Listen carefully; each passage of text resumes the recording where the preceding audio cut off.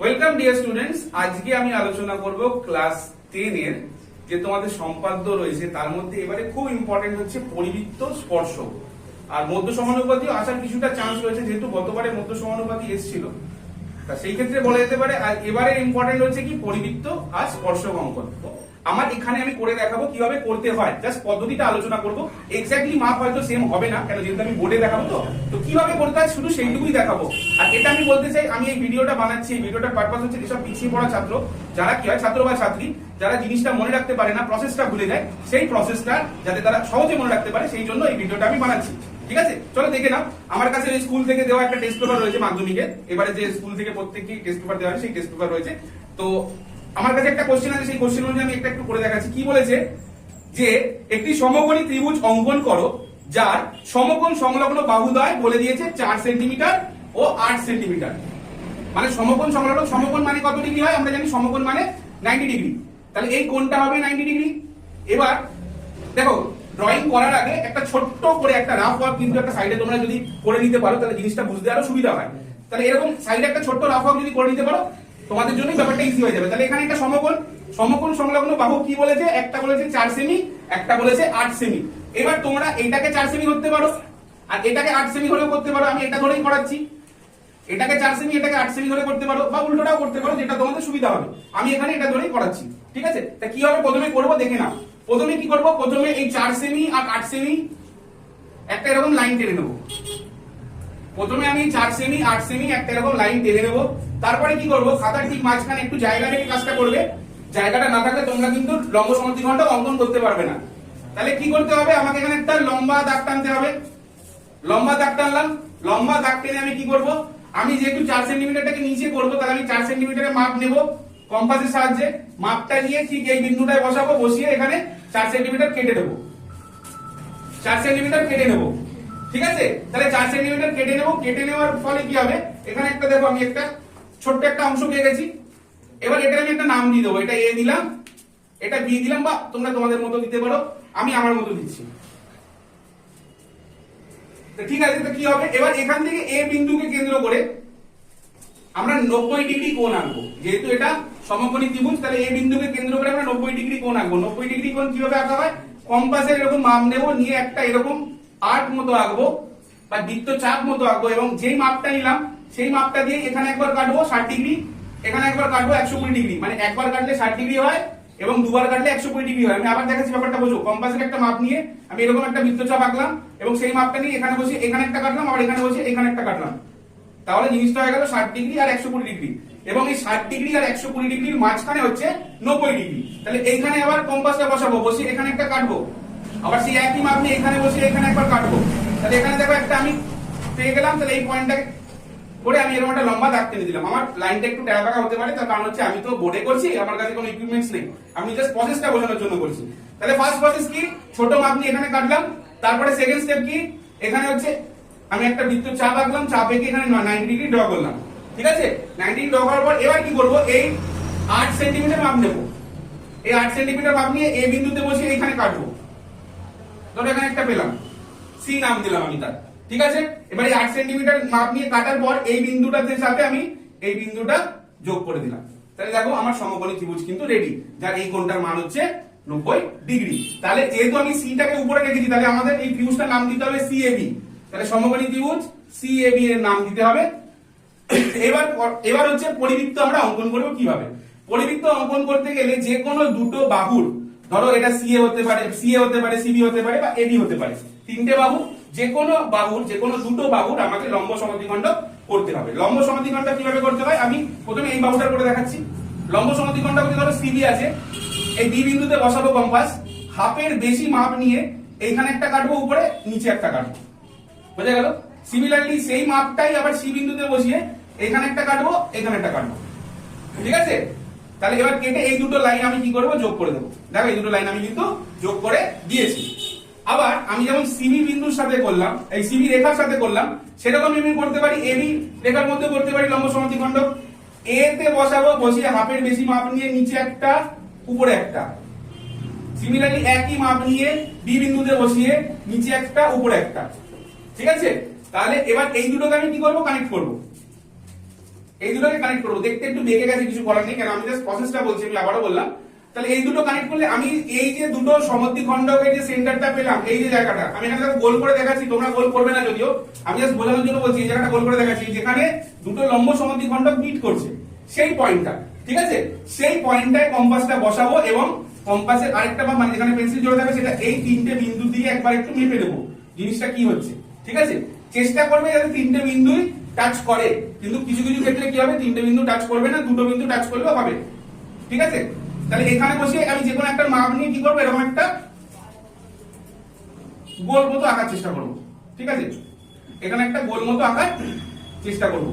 যাই হোক, যদি এটা গোলের মতো হয়নি, আমি জাস্ট প্রসেসটা বলার জন্য বলছি, তাহলে কি হবে, জিনিসটা এখানে তৈরি হবে একটা বৃত্ত অঙ্কন হবে, ঠিক আছে? তাহলে এটাকেই বলা হবে পরিবৃত্ত।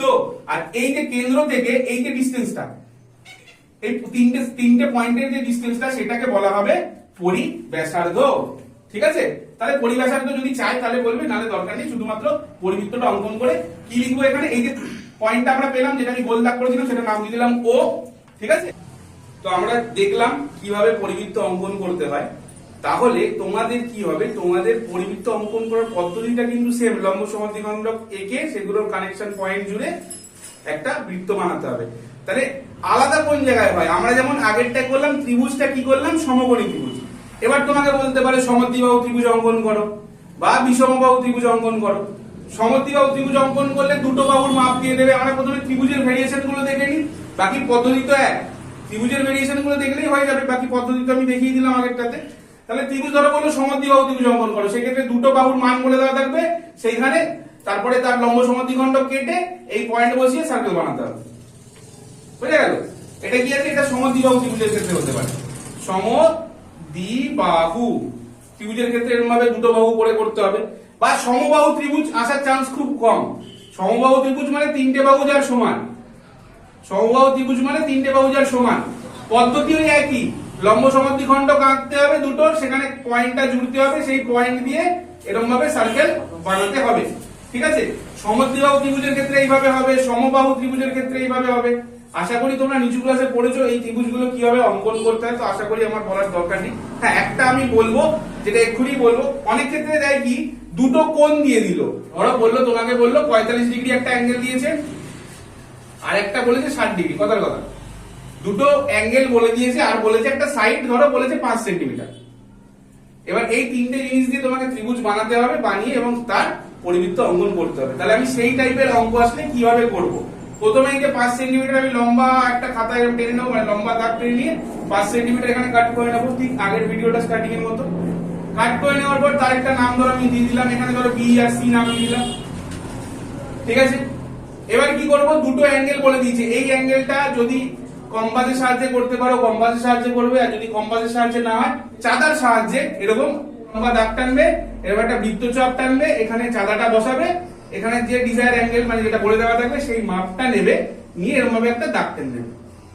তাহলে ধরো এটা হচ্ছে তোমার ধরো 60 ডিগ্রির ক্ষেত্রে আমি টেনেছি এখানে, তাহলে 60 ডিগ্রি মাপটা এরকম, সিমিলারলি একটা 45 ডিগ্রি মাপ আমরা নিয়ে নেবো, সিমিলারলি একটা 45 ডিগ্রি মাপ আমরা নিয়ে নেবো, ঠিক আছে? এইবার কি করতে হবে, এখানে যদি মেনশন করে দেওয়া থাকে যে কোন কোনটা মানে কোন কোনটা 60 ডিগ্রি কোন কোনটা 45 ডিগ্রি, সেই জায়গাটা একটু দেখে নিতে হবে। আমি ধরে নিলাম কোন জায়গায় কোন মেনশন করা নেই, তাহলে আমি এই কোনটা 60 ডিগ্রি মাপে নিচ্ছি এবং এই কোনটা 45 ডিগ্রি মাপে নিচ্ছি। তাহলে এইখানে কি করবো, একটা বৃত্তচাপ আঁকবো। বৃত্তচাপ যেহেতু আমি এটা 60 ডিগ্রি নিচ্ছি এই কোনটা, তাহলে বৃত্তচাপ এঁকে এই 60 ডিগ্রি যে মাপটা থাকবে এখানে আমি কম্পাস দিয়ে বসাবো, এখানে একটা কম্পাস বসিয়ে এখানে কাট করলে আমি মাপটা পেয়ে যাবো। তাহলে এই মাপটা নিয়ে এইখানে বসিয়ে কেটে দিলাম, তাহলে আমি 60 ডিগ্রি পেয়ে গেলাম, এরকম একটা দাগ টেনে দিলাম, ঠিক আছে? সিমিলারলি এখানে একটা বৃত্তচাপ আঁকবো, এই বৃত্তচাপটা কিন্তু এই দিকে না এই দিকে আঁকতে হবে, ভুল করে এই দিক থেকে এগো না, কেন আমার যেহেতু ত্রিভুজটাকে ক্লোজ করতে হবে, তো এই দিক থেকে আঁকলে তুমি এরকম ভাবে হয়ে যাবে, ত্রিভুজ আর কোনোদিন হবে না তখন। তাহলে তোমার বৃত্তচাপটা কম্পাস বসিয়ে এই দিকে আঁকতে হবে, ইনসাইড, এরকম ভাবে আঁকলে। এবার এখানে কম্পাসটা বসিয়ে কি করবে, এই 45 ডিগ্রি মাপটা নিয়ে নিলে, এই মাপটা নিয়ে এইখানে বসিয়ে কাট করলে, তাহলে এরকম একটা কাট পয়েন্ট আমরা পাবো, এবং সেটা সেখান থেকে কি হবে, এরকম ভাবে একটা কানেকশন হয়ে যাবে, বোঝা গেল? তাহলে দুটো কোণ পেয়ে গেলাম, এটা আমরা 60 ডিগ্রি নিয়েছি, আর এটা আমরা 45 ডিগ্রি ধরো নিয়েছি, ধরে নাও, অ্যাজিউম করে নাও। তাহলে আমরা ত্রিভুজটা পেয়ে গেলাম, এটার নাম দিয়ে দিলাম এ। তাহলে এবিসি ত্রিভুজ আমরা পেয়ে গেলাম, যার বি কোণটা হচ্ছে 60 ডিগ্রি এবং সি কোণটা হচ্ছে 45 ডিগ্রি। এবার এই ত্রিভুজটা অঙ্কন করা হয়ে গেল। এবার বাকি ওই একই কাজ কি করতে হবে, আমাদের পরিবৃত্ত অঙ্কন করতে হবে। পরিবৃত্ত অঙ্কন করার জন্য আবার ওই আগের মতো আমি আবারও বোঝাচ্ছি, দেখো এই ভিডিওটাতে তিনটে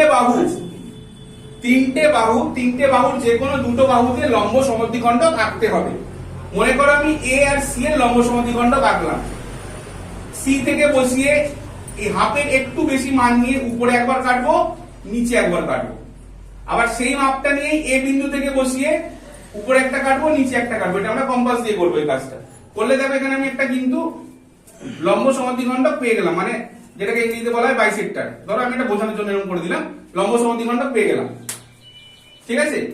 আচ্ছা, আমি আবারও বলছি, এটা যেহেতু আমি প্রসেসটা বোঝানোর জন্য করছি, একটু এদিক ওদিক হতে পারে, জাস্ট তুমি প্রসেসটা তোমরা বুঝবে। তাহলে কি হচ্ছে, আমরা এরকম একটা লম্ব সমদ্বিখণ্ডক পেয়ে গেলাম। আবার এখানে বিসির মান নিয়ে কি করলাম, ওই সেম জিনিস, হাফের বেশি মাপ নিয়ে উপরে একটা নিচে একটা, এই সি বিন্দুতে ওই একই মাপ বসিয়ে উপরে একটা নিচে একটা এরকম একটা পাবে।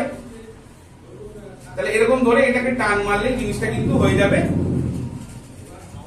এই জিনিসটা কিন্তু হয়ে যাবে দুটো লম্ব সমদ্বিখণ্ডকের একদম কাট পয়েন্ট পেয়ে যাবে। দেখো একদম দুটো লম্ব সমদ্বিখণ্ডক যেখানে জুড়েছে, এই জায়গাটা ভালো করে লক্ষ্য করো, আমি অ্যারো দিয়েও দেখাচ্ছি, এই জায়গাটা লক্ষ্য করো, এই জিনিসটা, এটার নাম দেবো ও, এটার নাম দেবো ও। এবার এইখানে কম্পাসটা বসাবো, বসিয়ে এই বিন্দু তিনটেকে কানেক্ট করে কি করব, একটা সার্কেল আমরা ড্র করব। ঠিক আছে? যদিও একটা জিনিস মাথায় রাখবে, এই তিনটে বিন্দু দিয়ে কানেক্ট যেখানে করছি সবসময় হয়তো বিন্দুগুলো মিলবে না। এই দেখো এখানে আমি এখানে ইচ্ছে করে দেখালাম যে সি বিন্দুটা হয়তো মেলেনি। ঠিক আছে? তো চেষ্টা করবে ম্যাক্সিমাম বিন্দুগুলো মেলানোর, অন্তত দুটো বিন্দু মিললে আশা করি জিনিসটা বোঝা যাবে। ঠিক আছে? কিন্তু আবার এরকম করে দিলে, আমি অনেক স্টুডেন্টকে দেখেছি যে এই জিনিসটা এখানে বসালো, বসে নিজের মধ্যে একটা এত বড় গোল করে দিল। সেটা কিন্তু করো না, ভিতরেরটা করো, যাতে এই তিনটে বিন্দু অন্তত কানেক্ট করা যায়। পুরো তিনটে হয়তো হবে না, কিন্তু দুটো অ্যাটলিস্ট হয়ে যাবে কানেক্ট। ঠিক আছে? আর এই যে কেন্দ্রটা পেলাম, এটাকে বলা হয় পরিকেন্দ্র। এই যে ও কেন্দ্রটাকে পেলাম, এটাকে বলা হয় পরিকেন্দ্র। আর এই ও এর সাথে যদি আমি এটাকে আমি ডট ডট দিয়ে দেখাচ্ছি, যদি আমি কানেক্ট করি এ কে বা বি কে বা সি কে, যাকে কানেক্ট করবো, সেটা হয়ে যাবে আমাদের পরিব্যাসার্ধ। আশা করি বোঝা গেছে।